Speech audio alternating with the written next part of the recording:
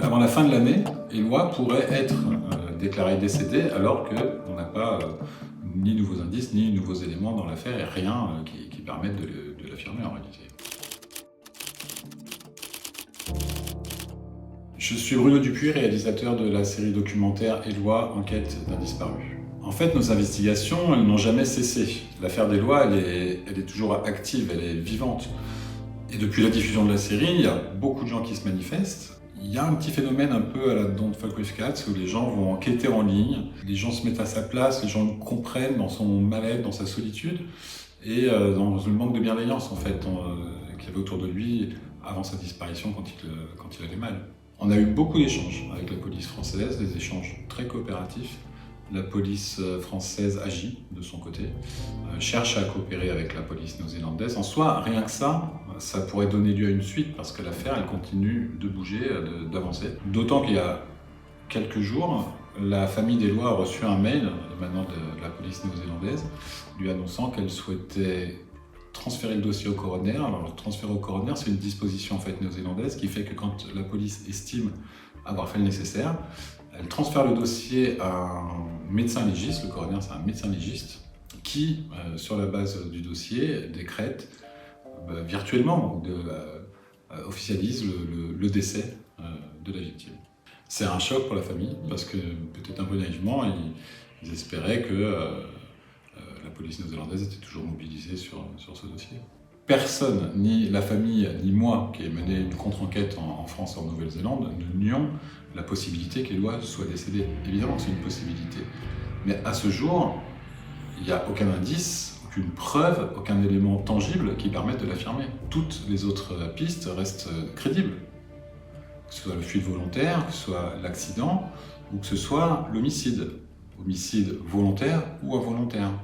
Et curieusement, cette piste, jamais la Nouvelle-Zélande n'a voulu l'explorer.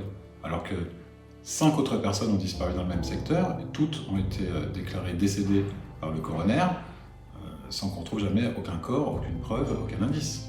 Pourquoi déclarer Éloi décédée accidentellement dans le bush, alors qu'il reste des doutes, des contradictions, des problèmes d'horaire dans les témoignages, des incohérences, des anomalies numériques, bon nombre de choses qui n'ont pas été investiguées ou qui ne sont pas éclaircies et qui mériteraient de l'être avant qu'on ne décrète son décès.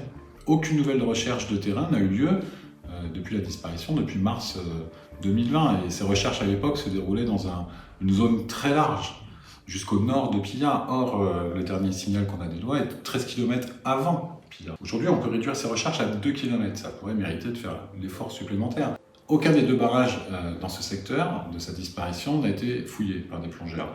Ça paraît quand même étonnant, quand quelqu'un disparaît, il y a des points d'eau, je suis pas de la police, mais enfin, il me semble qu'on commencerait peut-être par aller voir ce qui s'y trouve. Peut-être pas un corps, mais peut-être des indices matériels qui auraient été dissimulés.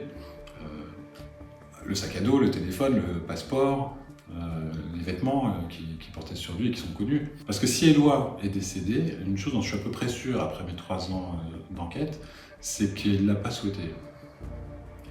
Donc soit il est décédé en effet accidentellement, auquel cas il faut l'étayer, soit il est décédé par l'intervention d'un tiers. Et dans ce cas, il faut ouvrir une enquête criminelle. Alors, sans avoir éclairci tous ces points, j'en appelle aux autorités néo-zélandaises, ne le tuez pas vous-même. Ne le tuez pas vous-même. Ne le déclarez pas décédé sans la moindre preuve, sans le moindre indice, et sans que toutes les recherches aient été entreprises, sans qu'on puisse se dire que tout a été fait pour le retrouver, mort ou vivant. Nous souhaitons continuer l'appel à témoins.